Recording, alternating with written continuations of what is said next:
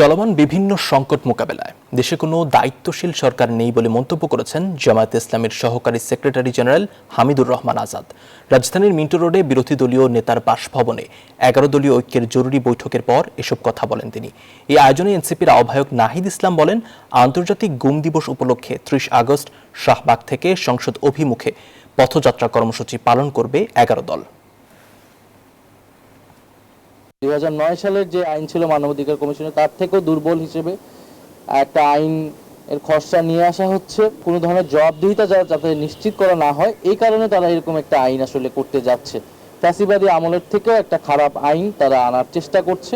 সরকারের যে ব্যর্থতা সর্বত্র যে পরিলক্ষিত হচ্ছে, পুরো জাতি অনেকগুলো সংকটের মুখোমুখি হয়ে গেছে।